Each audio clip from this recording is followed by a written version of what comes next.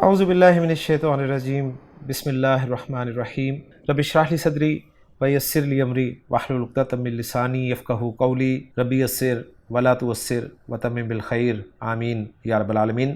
لسان القرآن کورس 2024 کے چوتھے لیکچر میں آپ کی خدمت میں حاضر ہوں۔ پچھلے لیکچر میں ہم نے کلمہ کی قسم اسم کے بارے میں تفصیل سے جانا تھا کہ کیا کیا چیزیں جو ہیں وہ اسم میں شامل یا داخل ہیں، اور ہمیں پتہ چلا تھا کہ عربی زبان میں استعمال ہونے والا نام وہ چاہے کسی شخص کا ہو، کسی چیز کا ہو، کسی جگہ کا ہو، کسی کام کا ہو، وہ اسم ہوگا۔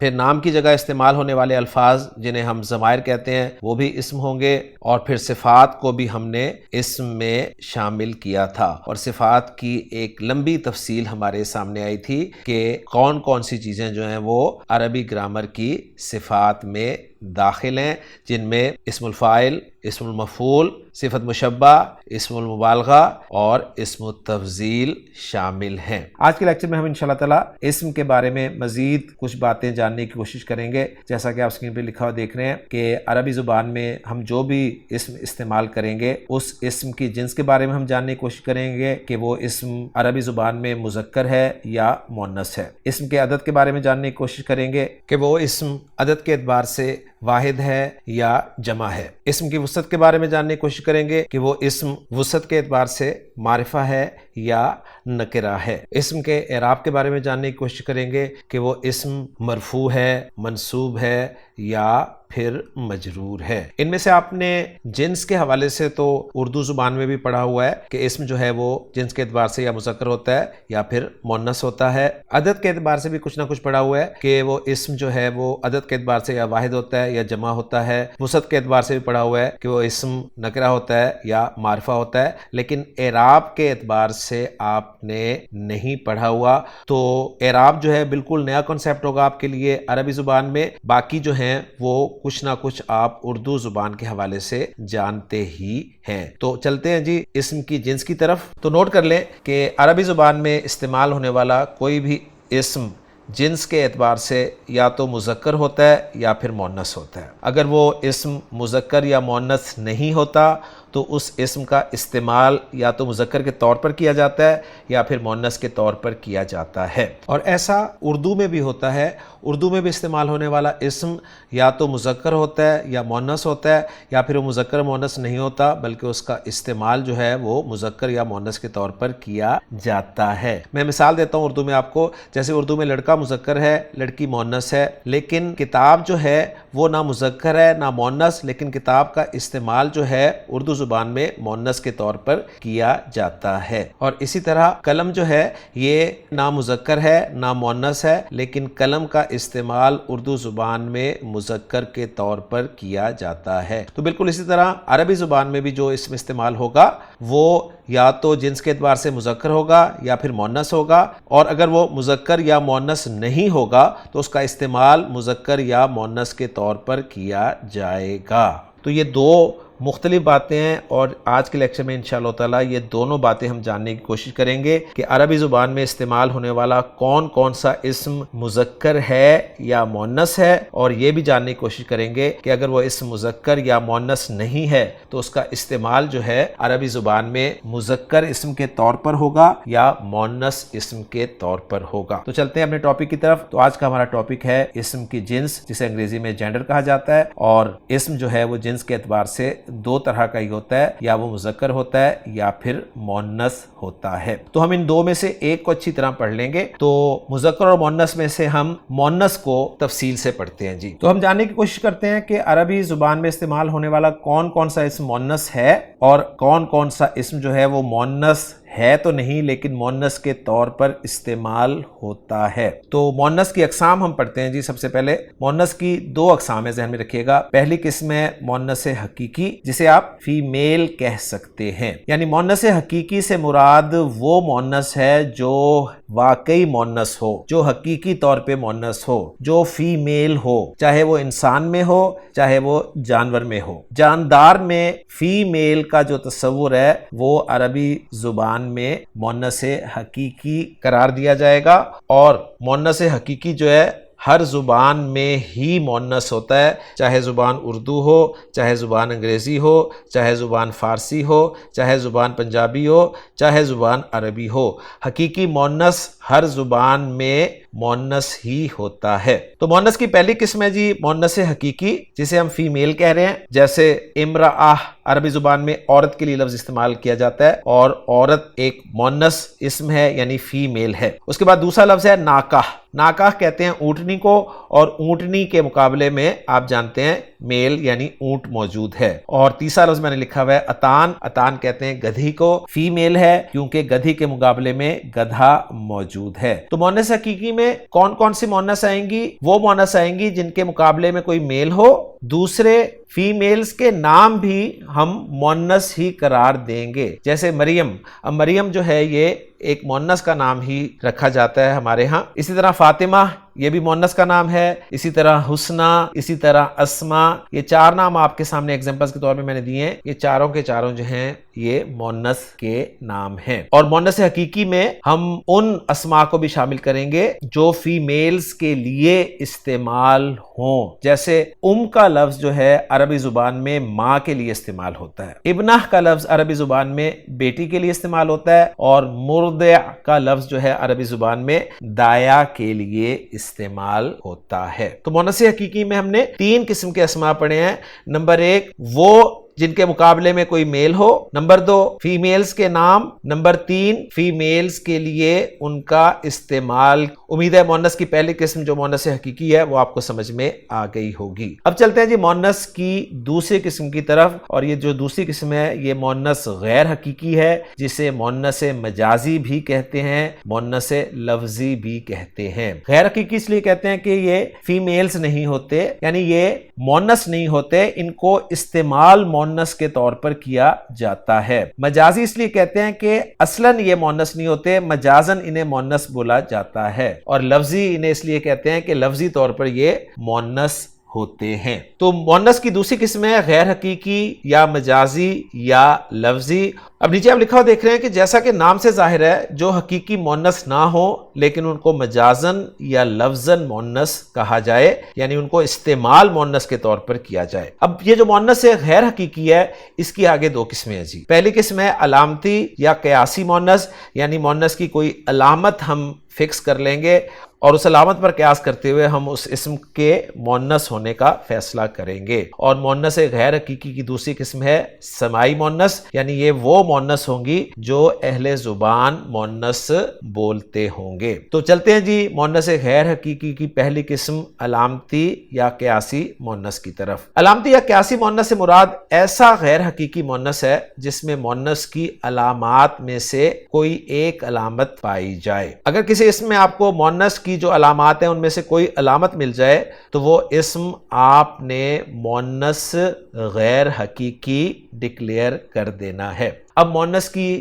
کتنی علامات ہیں اور کون کون سی علامات ہیں تو نوٹ کر لیں۔ مونس کی 3 علامات ہیں۔ پہلی علامت ہے گولتا، اور اس گولتا کو گرامر میں تائے مربوطہ کہتے ہیں۔ دوسری علامت جو ہے مونس کی وہ ہے الف ممدودہ، اور الف ممدودہ اس الف کو کہا جاتا ہے جس کے بعد ایک حمزہ ہو۔ اور مونس کی تیسری علامت ہے الف مکسورہ، اور الف مکسورہ اس الف کو کہا جاتا ہے جو کہ ایک چھوٹا الف ہوتا ہے اور وہ عام طور پر یا کے اوپر لکھا ہوتا ہے، اور کبھی کبھی آپ کو وہ یا سے پہلے والے حرف پر بھی لکھا ہوا نظر آ جاتا ہے۔ ان 3 علامات میں سے جو گولتا علامت ہے مونس کی یہ سب سے زیادہ پائی جاتی ہے، لیکن انشاءاللہ تعالی میں اپنے اس کورس میں جو مونس کی باقی 2 علامتیں ہیں الف ممدودہ اور الف مکسورہ، ان کے بارے میں بھی آپ کو تفصیل سے انشاءاللہ تعالی بتاؤں گا۔ الف ممدودہ اور الف مکسورہ کو گرامر کی اصطلاح میں الف التانیث بھی کہتے ہیں، یعنی یہ تانیث کا الف ہے۔ تو اس اعتبار سے کئی لوگ جو ہیں وہ مونس کی 2 علامات ذکر کرتے ہیں، ایک تائے مربوطہ اور دوسری الف التانیث۔ لیکن میں نے جو الف التانیث ہے اس کو مزید ایکسپلین کر دیا ہے کہ الف التانیث سے مراد الف ممدودہ بھی ہے اور الف مکسورہ بھی ہے، اور میں نے آپ کو مختصراً بتا دیا ہے کہ الف ممدودہ وہ الف ہوتا ہے جو لفظ کے آخر میں ہو اور اس کے بعد حمزہ پایا جائے، اور الف مکسورہ وہ الف ہوتا ہے وہ چھوٹا الف ہوتا ہے جو یا پر لکھا جائے یا جس کے بعد یا لکھی جائے۔ تو اب جو مؤنث کی پہلی علامت ہے گول تا، جسے گرامر میں تائے مربوطہ کہتے ہیں، اس کے بارے میں نوٹ کر لیں کہ ہر وہ اسم جس کے آخر میں گول تا ہو، ہر وہ اسم جس کے آخر میں گول تا پائی جائے، وہ عربی زبان میں مؤنث استعمال کیا جائے گا۔ وہ حقیقی طور پہ مؤنث نہیں ہوگا، اس کو ہم مؤنث استعمال کریں گے کیونکہ اس میں مؤنث کی بڑی علامت گول تا جو ہے وہ پائی جا رہی ہے۔ جیسے عربی زبان میں جنہ کا لفظ جو ہے باغ کے لیے استعمال ہوتا ہے اور جنہ کے آخر میں گول تا ہے تو ہم اسے مؤنث استعمال کریں گے۔ اب ساتھ آپ کمپیریزن یہ بھی کر لیجئے گا کہ اردو زبان میں ہم باغ کو مذکر استعمال کرتے ہیں۔ اسی طرح دوسرا لفظ جو ہے وہ ہے غرفہ۔ غرفہ عربی زبان میں کمرے کے لیے استعمال ہوتا ہے اور غرفہ کو ہم عربی زبان میں مؤنث استعمال کریں گے کیونکہ غرفہ اسم کے آخر میں گولتا ہے اور گولتا مؤنث کی ایک بڑی علامت ہے۔ اور ساتھ ساتھ یہ بھی نوٹ کرتے جائیں کہ کمرے کو اردو زبان میں مذکر استعمال کیا جاتا ہے۔ تیسرا اسم جو ہے وہ ہے آیہ۔ آیہ کے معنی نشانی کے ہیں اور آیہ لفظ عربی زبان میں مؤنث استعمال ہوگا اس لیے کہ اس کے آخر میں گولتا ہے، اور یہ جو نشانی لفظ ہے یہ ہماری اردو زبان میں بھی مؤنث ہی استعمال ہوتا ہے۔ تو ہر وہ اسم جس کے آخر میں گولتا ہو مؤنث استعمال کیا جائے گا، سوائے ان اسماء کے جو استعمال ہی مذکر کے لیے ہوں۔ یعنی ایکسیپشن اس میں یہ ہے کہ کچھ اسماء ایسے ہوں گے جن کے آخر میں گولتا تو ہوگی لیکن وہ گولتا والے اسماء ہم مذکر کے لیے استعمال کر رہے ہوں گے تو آپ انہیں مؤنث نہیں کہیں گے۔ اس کی مثال میں دیتا ہوں، مثلا ہمارے ہاں اور عرب کے ہاں جو کچھ مردوں کے نام ہوتے ہیں جن کے آخر میں گولتا ہوتی ہے، جیسے اسامہ، حذیفہ، طلحہ، تو ان کو ہم مذکر ٹریٹ کریں گے اس لیے کہ یہ مذکر کے نام ہوتے ہیں۔ اسی طرح خلیفہ کا لفظ جو ہے اس کے آخر میں بھی گولتا پائی جاتی ہے لیکن یہ مذکر کے لیے ہی استعمال ہوتا ہے کیونکہ مسلمانوں میں خلیفہ مذکر ہی ہوتا ہے۔ اور تیسرا لفظ میں نے آپ کے لیے رکھا ہے وہ ہے علامہ۔ تو علامہ جو ہے یہ بہت بڑے عالم کے لیے لفظ استعمال ہوتا ہے اور مذکر کے لیے ہی استعمال ہوتا ہے۔ تو ان الفاظ میں اگرچہ مؤنث کی علامت گولتا پائی جا رہی ہے لیکن ہم انہیں مذکر ہی کہیں گے اس لیے کہ یہ استعمال ہی مذکر کے لیے ہوتے ہیں۔ تو مؤنث کی جو پہلی علامت ہے گولتا وہ میں نے آپ کو تفصیل سے اچھی طرح سمجھا دی۔ اب دوسری جو علامت ہے اس کے سمجھنے سے پہلے ایک بات اور اچھی طرح سے نوٹ کر لیجئے کہ عربی زبان میں استعمال ہونے والے 90% اسماء کی جو بنیاد ہے وہ 3 حروف ہوتے ہیں صرف، یعنی وہ 3 حروف ہوتے ہیں جن کی بنیاد پر وہ لفظ بنایا جاتا ہے۔ ہاں، وہ جو لفظ بنایا جا رہا ہے اس میں کچھ ایکسٹرا حروف بھی ہو سکتے ہیں۔ مثلا دیکھیں، میں آپ کے سامنے ایگزامپل رکھتا ہوں، ہم نے زید اسم پڑھا ہے تو زید میں حروف ہی 3 ہیں، زا، یا اور دال۔ لیکن ہم نے جو صالح لفظ پڑھا ہے اس میں صاد، الف، لام اور ہا 4 حروف ہیں، لیکن اس صالح لفظ کی جو بنیاد ہے وہ 3 حروف ہیں اور وہ ہیں صاد، لام اور ہا۔ اسی طرح ایک اسم ہے منافق۔ اب منافق اسم میں میم، نون، الف، فا اور قاف آپ کو نظر آ رہے ہیں، یعنی 5 حروف سے مل کے یہ لفظ بن رہا ہے، لیکن اس لفظ کی یعنی اس اسم کی جو بنیاد ہے وہ 3 حروف ہی ہیں جو کہ نون، فا اور قاف ہیں۔ تو بات کرنے کا مقصد یہ ہے کہ عربی زبان میں استعمال ہونے والے تقریباً 90% اسماء کی بنیاد 3 حروف پر مشتمل ہوتی ہے۔ ان حروف کو حروف اصلی یا حروف مادہ یا روٹ لیٹرز کہتے ہیں۔ تو یہ بات آپ نے اچھی طرح سے سمجھنی ہے کیونکہ یہ آپ کو آگے بہت زیادہ ہیلپ کرے گی انشاءاللہ تعالی۔ اب یہ بات اگر آپ کو سمجھ میں آ گئی ہے تو اب ہم چلتے ہیں مؤنث کی دوسری علامت کی طرف، اور مؤنث کی دوسری علامت ہم نے پڑھی تھی الف ممدودہ۔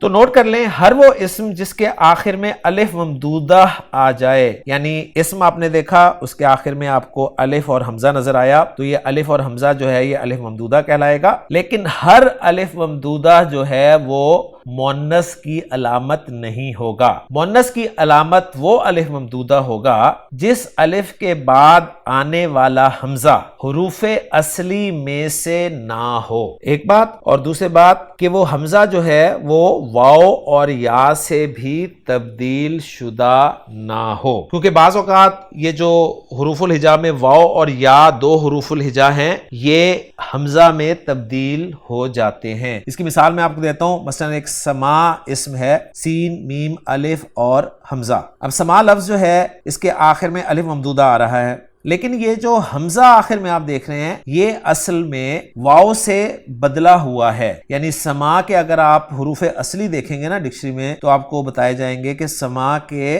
حروف اصلی ہیں سین میم اور واو۔ اسی طرح ایک اسم ہے ما، پانی کے لیے استعمال ہوتا ہے۔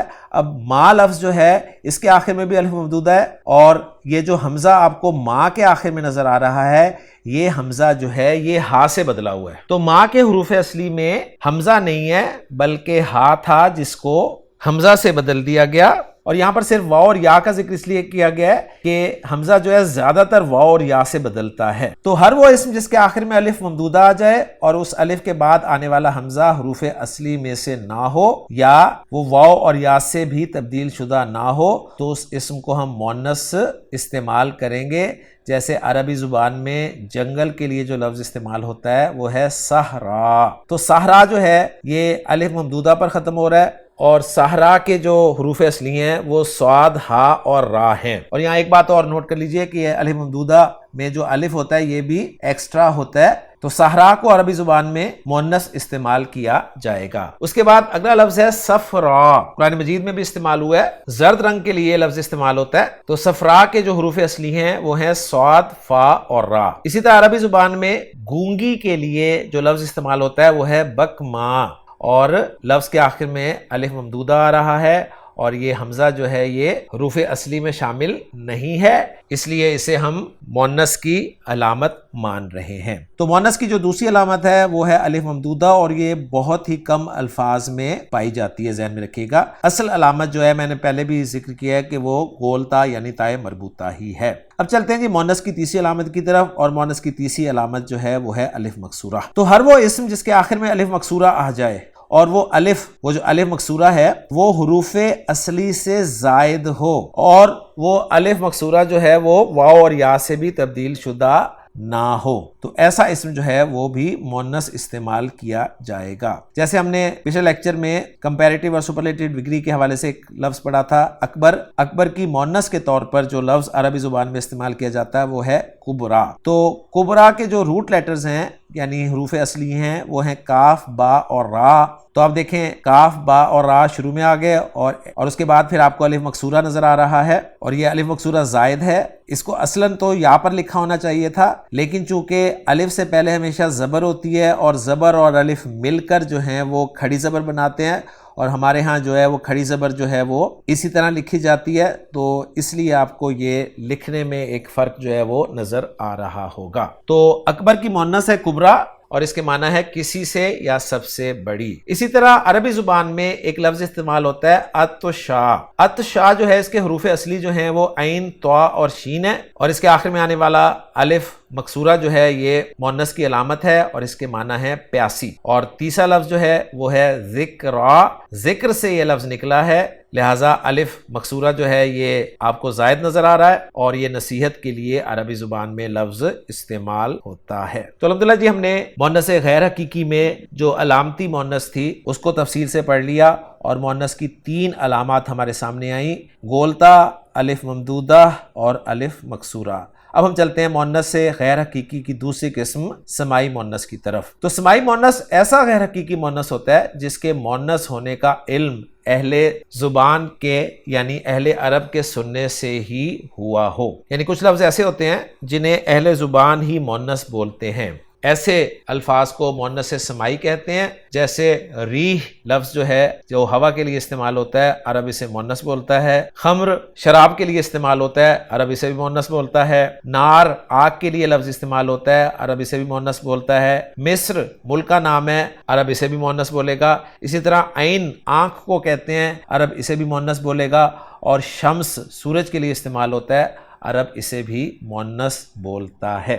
اب آپ سوچتے ہوں گے کہ یہ ہمیں کیسے یاد رکھنا پڑے گا کہ یہ لفظ جو ہیں عرب مؤنث بولتے ہیں۔ تو اللہ تعالیٰ جزائے خیر دے ہمارے علماء کو، ہمارے بزرگوں کو، جنہوں نے دن رات محنتیں کر کے ہمارے لیے کچھ گروپس بنا دیے کہ ان گروپس کو یاد کر لو جو کہ مؤنث سماعی کے گروپس ہیں۔ تو مؤنث سماعی کے گروپس میں آپ کو دکھاتا ہوں۔ پہلا گروپ ہے جی ہوا اور اس کے نام، عرب جو ہے مؤنث استعمال کرتا ہے۔ میں مثالیں نہیں دوں گا، صرف آپ کا کنسیپٹ کلیئر کرواؤں گا انشاءاللہ تعالیٰ، ایکسرسائز کرتے ہوئے سب چیزیں آپ کے سامنے کلیئر ہو جائیں گی۔ دوسرے نمبر پہ شراب اور اس کے نام جو ہیں عرب مؤنث استعمال کرتا ہے۔ تیسرے نمبر پہ آگ اور اس کے نام عرب مؤنث استعمال کرتا ہے۔ چوتھے نمبر پہ شہروں، ملکوں اور قبیلوں کے نام عرب مؤنث استعمال کرتا ہے۔ پانچویں نمبر پہ انسانی اعضاء جو جوڑے کی شکل میں ہیں یعنی پیئر کی صورت میں ہیں انہیں بھی عرب مؤنث استعمال کرتا ہے۔ اور چھٹے گروپ میں متفرق اسماء داخل کیے گئے ہیں، یعنی جو پچھلی 5 قسموں میں یعنی جو سمائی مؤنث کے گروپس ہیں 5 ان میں تو فٹ نہیں بیٹھتے، لیکن عرب انہیں پھر بھی مؤنث استعمال کرتا ہے۔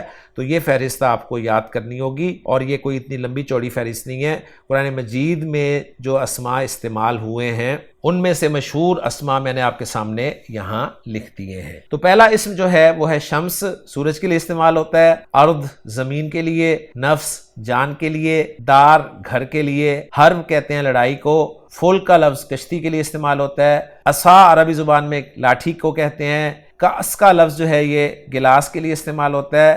بیر کا لفظ جو ہے کنویں کے لیے استعمال ہوتا ہے، اور سما کا لفظ آسمان کے لیے استعمال ہوتا ہے۔ اور سما کو مذکر بھی استعمال کیا جاتا ہے اور مؤنث بھی استعمال کیا جاتا ہے، یعنی دونوں طرح سے یہ قرآن مجید میں استعمال ہوا ہے، مذکر بھی استعمال ہوا ہے اور مؤنث بھی استعمال ہوا ہے۔ تو الحمدللہ جی ہم نے آج عربی زبان میں جو اسم ہم نے استعمال کرنا ہے اس کے بارے میں تفصیل سے پڑھا کہ وہ اسم جنس کے اعتبار سے مذکر ہے یا مؤنث ہے۔ اگر وہ مذکر یا مؤنث نہیں ہے تو اس کا استعمال مذکر کے طور پر ہوگا یا مؤنث کے طور پر ہوگا، اور یہ جاننے کے لیے ہم نے مذکر اور مؤنث میں سے صرف مؤنث کو تفصیل سے پڑھا۔ ہم نے مؤنث کی 2 اقسام پڑھی، ایک قسم تھی حقیقی مؤنث، یہ وہ قسم تھی جو ہوتے ہی مؤنث ہیں یعنی جن کے مقابلے میں کوئی مذکر پایا جاتا ہے، انگریزی میں ان کے لیے فیمیلز کا لفظ جو ہے وہ استعمال کیا جاتا ہے۔ اور مؤنث کی دوسری قسم ہے غیر حقیقی مؤنث، جس کو مجازی یا لفظی مؤنث بھی کہتے ہیں،